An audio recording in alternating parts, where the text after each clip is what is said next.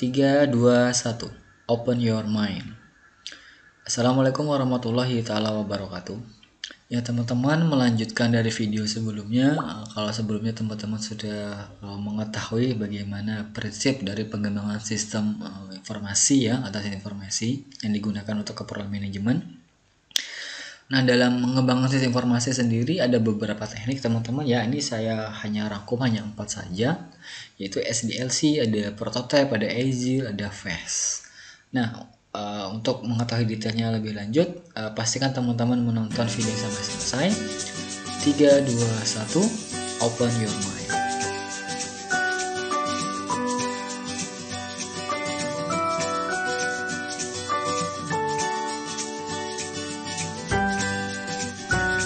Tiga, dua, satu, open your mind. Nah teman-teman, kita akan membahas mengenai teknik pengembangan sistem atau metode pengembangan sistem yang pertama, yaitu adalah SDLC teman-teman ya. Nah SDLC ini teman-teman intinya dia melakukan pengembangan sistem yang terdiri dari tahapannya adalah pertama adalah planning, analisis, desain, implementasi, uji coba, dan pemeliharaan. Umumnya ini dilakukan adalah step by step yang dimulai dari planning sampai ke maintenance. Nah, kelebihan dari SDLC adalah yang pertama menyediakan tahapan yang dapat digunakan sebagai pedoman pengembangan sistem. Karena dilakukan step by step ya, dari mulai planning dulu ada, nanti terus desainnya seperti apa, dan itu terdokumentasikan. Nah, kemudian yang kedua akan memberi hasil sistem yang lebih baik karena sistem dianalisis dan dirancang secara keseluruhan sebelum diimplementasikan. Nah, jadi di sini adalah analisisnya harus tepat sasaran, harus benar, desainnya juga harus tepat dan benar, tidak boleh ada kesalahan lagi, tidak boleh ada kekurangan lagi. Nah, baru kemudian dilakukan proses konstruksi atau pembuatan sistem. Nah, jika analisis dan desainnya itu benar, maka dipastikan sistemnya akan berjalan dengan tepat sesuai dengan apa yang dibuat dalam sisi analisis dan desainnya. Kekurangan, nah ini tadi, karena kita berpatokan dari kesempurnaan analisis dan desain, maka jika terdapat kesalahan dari tahap analisis akan terbawa terus ke sistem yang kurang memuaskan akhirnya. Nah, berarti dari sisi desain dan analisisnya harus benar-benar maksimal. Kalau perlu tuh perfect sekali, baru bisa dilakukan pengembangan perangkat lunaknya. Kemudian dibutuhkan biaya yang lebih besar jika dibandingkan dengan metode lain. Kenapa demikian? Nah, karena umumnya itu akan terbanyak memakan biaya dari sisi analisis dan desainnya, karena harus memastikan dulu dua-duanya ini benar-benar sudah selesai, tidak ada perubahan-perubahan lagi. Nah, terkadang itu yang agak menyulitkan ya di situ. Yang ketiga adalah dibutuhkan waktu yang lama untuk mengembangkannya karena sebuah sistem harus dikembangkan sampai selesai terlebih dahulu. Nah, artinya di sini analisisnya selesai, desainnya selesai, codingnya atau pembuatannya itu sampai 100% harus selesai dulu. Jadi tidak boleh 50% dicoba, tidak boleh. Jadi harus fix 100% dulu baru dites. Kalau dites ternyata ada salah, nanti akan dia ngulang lagi, dianalisis ulang lagi, didesain ulang lagi, dibuat lagi, baru ditesting lagi sampai benar-benar itu tidak ada terjadi kesalahan. Nah, itu yang agak-agak kekurangannya ya. Jadi memang membutuhkan waktu yang lama sekali. Nah, yang kedua adalah menggunakan metode prototype. Nah, ini berbanding terbalik sama yang SDLC ya. Jadi kalau prototype ini adalah versi sistem informasi atau bagian dari sistem yang sudah dapat berfungsi, tetapi dimaksudkan ya sebagai model saja, atau bahasa kasarnya tuh hanya 50% dari sistem lah, atau 70% dari sistem itu sudah bisa langsung diuji coba atau dipraktekkan. Nanti ketika ada rancangan yang trouble dan bisa diperbaiki lagi. Nah, kemudian prototipe ini juga ketika rancangannya sudah di final, prototipe dapat dikonversi menjadi sistem produksi yang lebih baik lagi. Misalnya nih, kita sudah menjalankan 70%. Misalnya kata pimpinan kita, oke, ini sudah memenuhi kriteria ya. Nah, cuma nanti tolong ditambahkan sedikit untuk 30%-nya, misalnya untuk laporan-laporan jenisnya ditambahkan. Nah, itu baru bisa kita tambahkan. Nah, hasilnya apa? Tentunya akan menghasilkan hasil perangkat lunak yang lebih baik tadi. Nah, ada langkah-langkah dalam menggunakan prototipe ya. Di sini lebih simpel. Kalau yang SDLC tadi ada beberapa langkah, nih hanya ada 4 langkah. Yang pertama, kita identifikasi dulu kebutuhannya seperti apa, nanti sistemnya maunya seperti apa, harus ini, harus itu. Nah, itu harus kita definisikan dulu. Misalnya kalau password salah nanti muncul errornya seperti ini, kalau password benar muncul errornya seperti ini. Nah itu yang kita desain, yang kita identifikasi kebutuhannya. Kemudian misalnya kalau perlu laporannya tuh seperti apa saja laporannya. Nah itu yang juga perlu didesain. Kemudian langsung ketika sudah dapat kebutuhan dasarnya, yang kita langsung kembangin prototipenya seperti yang kayak gini. Nah kalau sudah prototipe sudah jadi, kita langsung pakai. Yang pakai siapa? Yang pakai yang user yang berkepentingan, dicoba sama user. Kalau kata usernya perlu tambahan ini, kita perbaiki, kita kembangkan lagi nih, lari ke poin kedua, baru kita pakai lagi, kita suruh pakai penggunanya. Nanti kalau penggunanya merevisi lagi, ada perbaikan, kita kembangin lagi prototipenya, dan itu terus berulang sampai prototip kita benar-benar sudah fix sama kata si user tadi.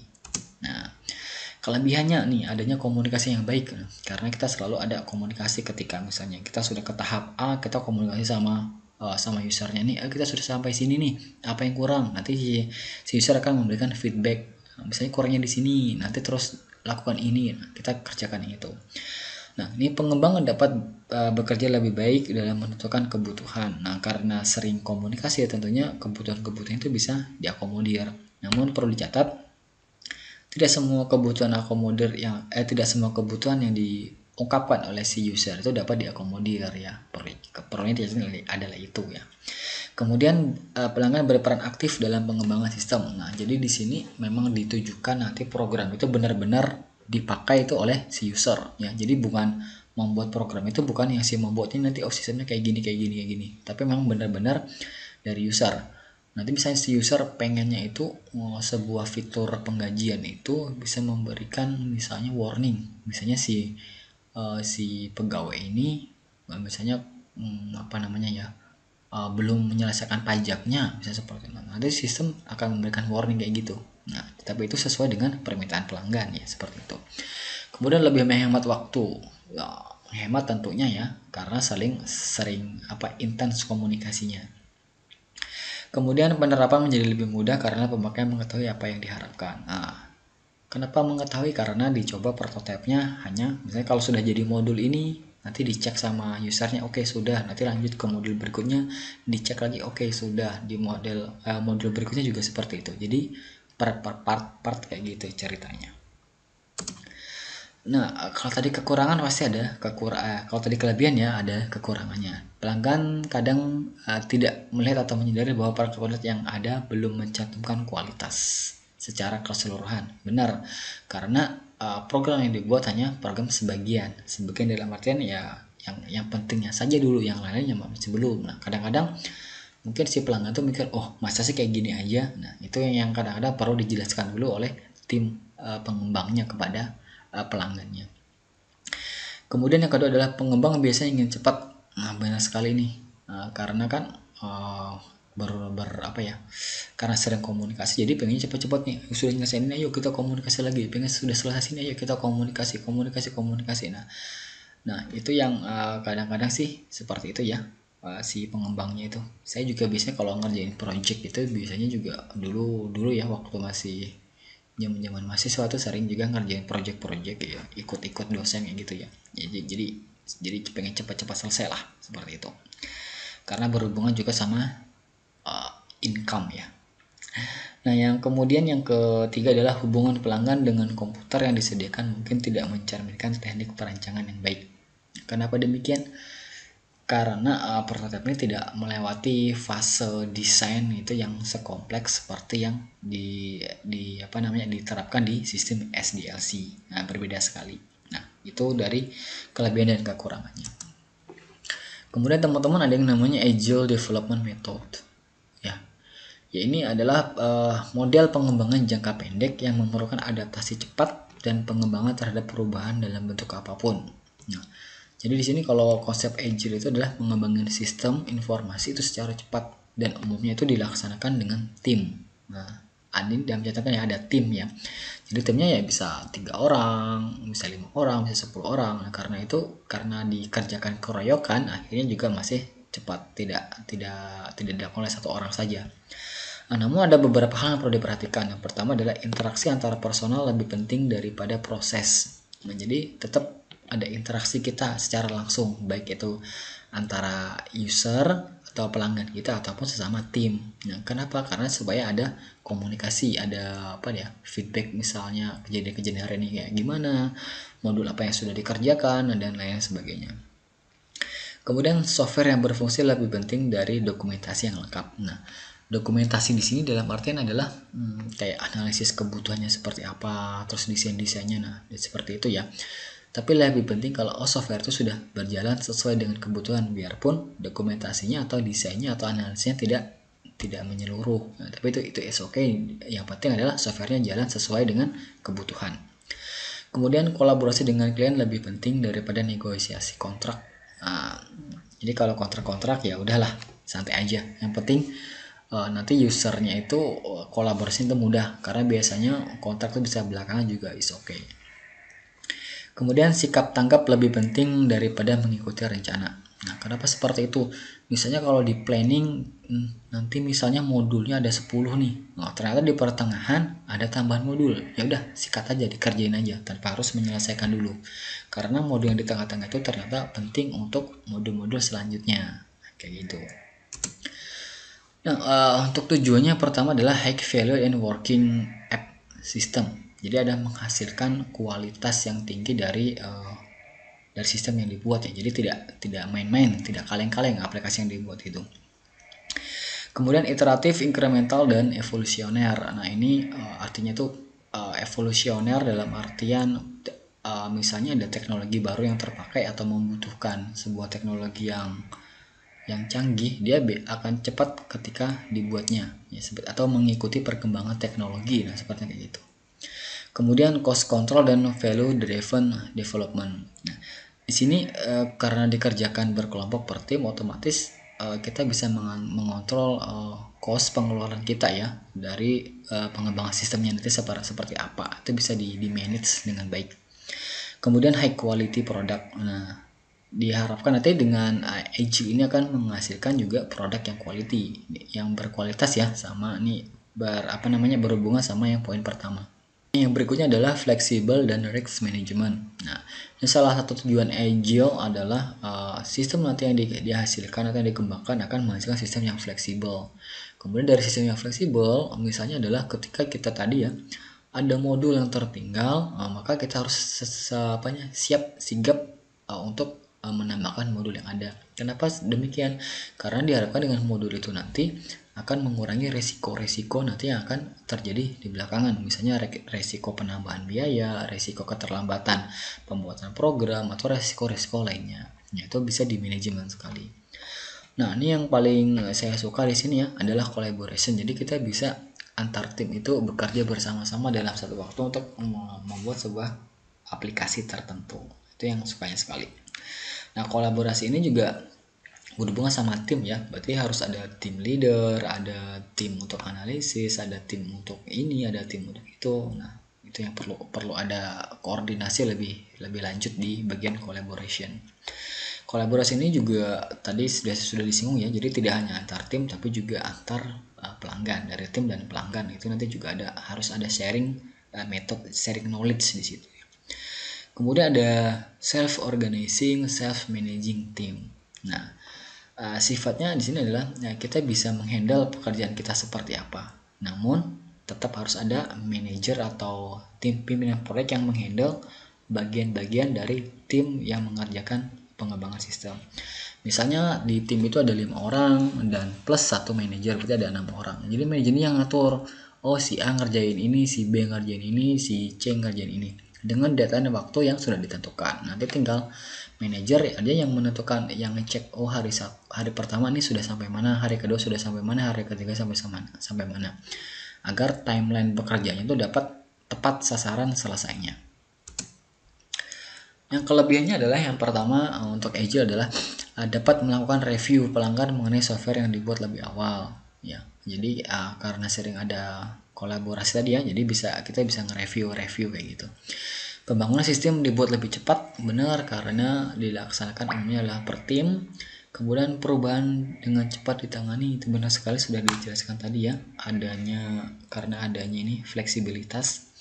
Kemudian jika pada saat pengembangan sistem terjadi kegagalan, kerugian dari sisi materi itu relatif lebih kecil, benar sekali. Karena adanya cost control dan value driven development tadi. Nah itu salah satu kelebihan dari Agile Development Method. Ada kelebihan, pasti juga ada kekurangan. Ya, pertama kekurangannya adalah pengembang harus selalu siap dengan perubahan karena perubahan akan selalu diterima. Nah ini susahnya nih, kita nggak bisa nolak. Ya, karena misalnya si pelanggan mau ini ya oke bikin, pelanggan mau ini oke kita bikin. Nah itu yang susahnya. Kemudian Agile tidak akan berjalan baik jika komitmen tim kurang. Nah ini teamworknya ini benar-benar harus kuat sekali ya. Karena misalnya seperti ini. Misalnya ada orang A, dia sudah mengerjakan dengan deadline waktu 5 hari ya, dia selesai nih mengerjakan 5 hari, oke.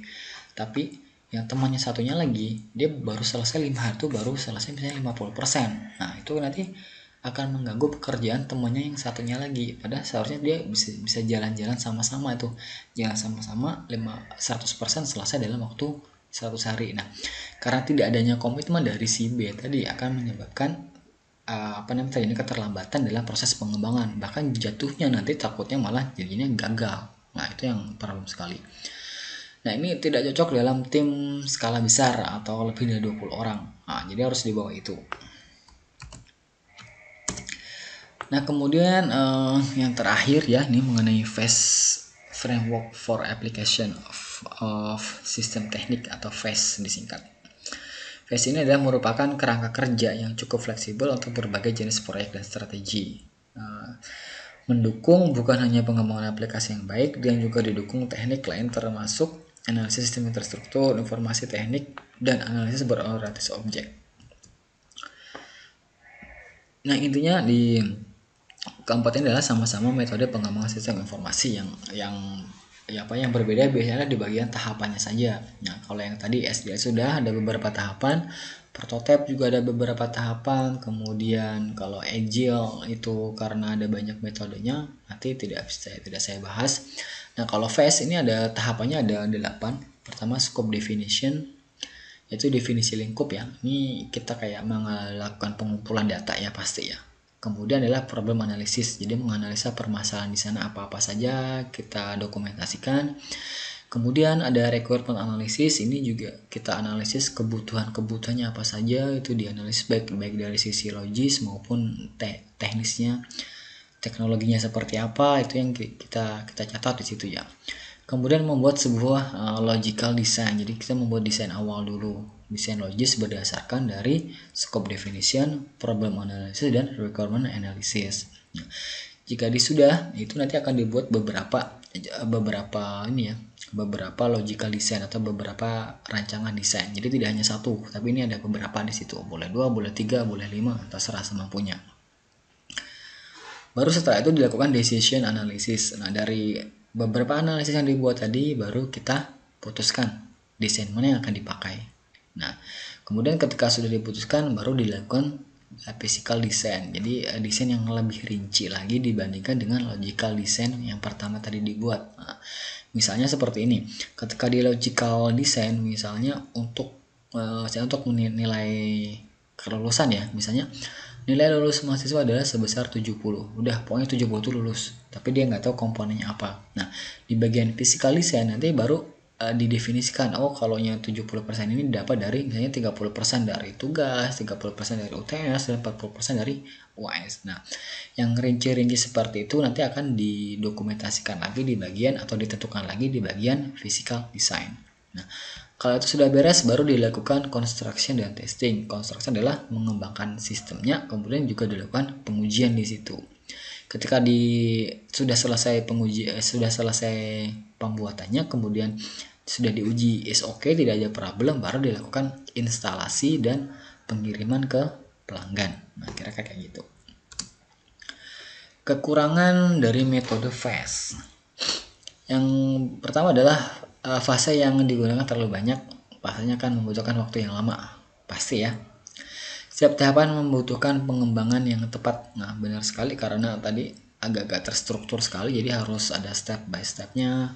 Nah, kemudian tidak memiliki standar khusus untuk tingkat kepuasan user. Nah, karena ini interaksi dengan usernya itu kurang. Kalau dibaca sekilas itu lebih menjurus ke arah pengembangnya sendiri aja. Yang penting kata pengembangnya kayak gini, ya udah kayak gini nanti dibuatnya seperti. Jadi tidak ada interaksi ke user yang lebih intens. Harus memiliki user smart untuk menjalankan aplikasi. Benar sekali. Ya, karena kan ini kan tidak dikembangkan itu kurang menjurus ke arah usernya. Jadi lebih ke arah pengembangnya. Sama seperti ketika misalnya Anda membuat sebuah aplikasi nanti yang pakai orang, berarti orang itu harus mempelajari dengan teliti dulu aplikasi yang Anda buat, karena Anda tidak membuat itu khusus untuk si orang itu. Nah, seperti itu. Kemudian tidak ada tahapan yang jelas mengenai penggunaan framework. Ini tidak usah saya jelasin ya, karena untuk frameworknya itu agak-agak lebih rumit ya.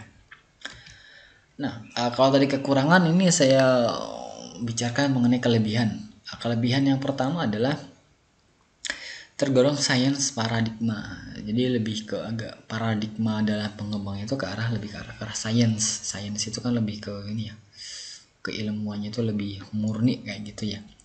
Nah, kemudian ada namanya menggunakan UML yang berorientasi objek. Jadi kalau di teknik pengembangan perangkat lunak itu ada yang berorientasi objek sama yang terstruktur. Nah, ini lebih ke objek. Nah, kalau yang sekarang yang berorientasi objek itu lebih, menurut saya juga lebih bagus daripada yang terstruktur, karena dapat dilakukan itu per modul atau disesuaikan sama objek apa yang ingin dikembangkan. Kemudian yang ketiga adalah metodologi dapat mencakup analisis, desain, dan implementasi. Jadi kalau dirangkum tadi metodologi yang tadi itu hanya analisis, desain, dan implementasi saja. Hanya 3 saja kalau dirangkum.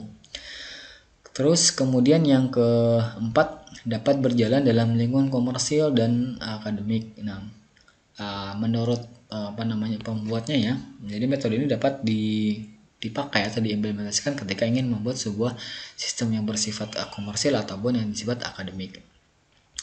Kemudian yang kelima adalah user ikut berperan dalam pengembangan sistem, penjelasan tahapan-tahapan metode analisis persyaratan. Nah, berperannya hanya di bagian tahapan analisis saja, selain itu tidak ada lagi kontribusi yang lainnya. Nah, itu mungkin salah satu kelebihannya. Meskipun juga itu menjadi salah satu juga kekurangannya, karena perannya hanya user hanya di bagian analisis persyaratan saja. Seperti itu.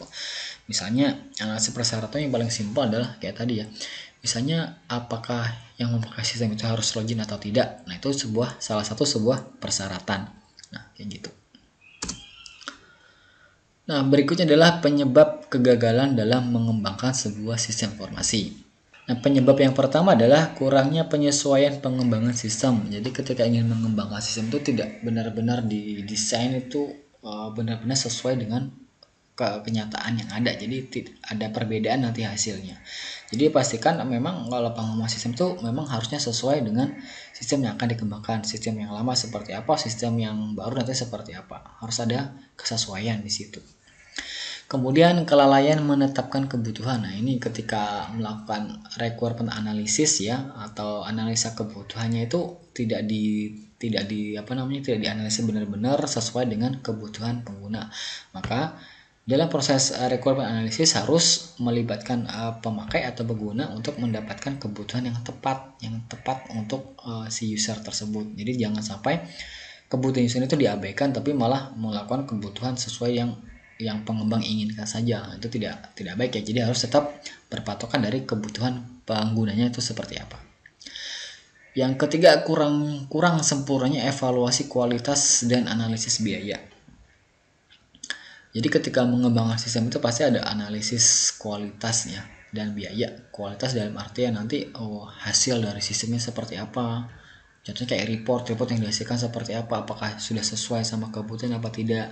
Kemudian biaya pengembangannya itu berapa, itu harus dilakukan rinci ya. Karena apalagi kalau yang menggunakan sistem tim kayak yang Agile tadi kan berarti ada menggaji tim berapa orang, kemudian kebutuhan lain-lainnya seperti apa itu harus dirincinya. Kalau tidak sempurna, ya otomatis nanti takutnya ada cost, misalnya budget sudah harusnya kontraknya ada misalnya 100 juta kayak gitu ya. Tapi pekerjaan baru 50% ternyata sudah menghabiskan kos 80 juta. Nah, berarti kan itu ada sesuatu yang salah di situ ketika melakukan analisis biaya gitu. Kemudian adanya kerusakan dan kesalahan rancangan. Nah, ini fatal sekali ya. Jadi jangan sampai kalau rancangan itu salah. Jadi kalau melakukan desain itu harus benar-benar, desain kebutuhannya seperti apa itu harus benar-benar sekali. Kemudian penggunaan teknologi komputer dan perangkat lunak yang tidak direncanakan dan pemasangan teknologi yang tidak sesuai. Wah, ini kacau lagi. Nah, misalnya kalau login misalnya kita simpel, kita menggunakan username dan password saja. Tapi tiba-tiba di situ dikasih sama pengembangnya misalnya ada scanning wajah juga di situ. Wah, itu kan tidak direncanakan di awal tapi tiba-tiba ada. Nah, itu juga jadi problem nanti. Kemudian pemasangan teknologi yang tidak sesuai juga, misalnya kita tidak memerlukan teknologi pemindai sidik jari misalnya kayak gitu ya, tapi itu dikasih juga di situ. Nah, itu juga tidak pas. Kemudian pengembangan sistem yang tidak dapat dipelihara. Nah, ini maksudnya adalah ketika misalnya Anda membeli sebuah sistem atau perusahaan Anda membeli sebuah sistemnya langsung jadi gitu aja, udah selesai. Jadi ketika ternyata sistem itu tidak cocok lagi dipakai di perusahaan Anda tidak bisa ngapa-ngapain, jadi harus beli lagi yang baru. Nah, itu yang. Nah, berikutnya adalah implementasi yang direncanakan dilaksanakan kurang baik. Nah, jadi misalnya kita implementasi yang direncanakan ya, misalnya kita implementasi itu hari ini misalnya kayak gitu ya, kita sudah laksanakan nih, tapi kok hasilnya itu tidak memuaskan seperti itu ya. Nah, itu juga menjadi sesuatu hal yang trouble. Ternyata setelah ditelusuri misalnya ada di bagian desainnya yang tidak pas atau struktur tertentu yang tidak sesuai dengan kebutuhan. Nah, itu salah satu atau beberapa hal yang menyebabkan kegagalan dalam mengembangkan sebuah sistem informasi. Nah, terima kasih teman-teman sudah menyaksikan video ini. Jika teman-teman ada pertanyaan, silahkan tulis di kolom komentar. Jangan ragu untuk bertanya untuk menambah wawasan Anda. Teman-teman, kita akan ketemu lagi di video berikutnya. 3, 2, 1, close your mind. Assalamualaikum warahmatullahi wabarakatuh.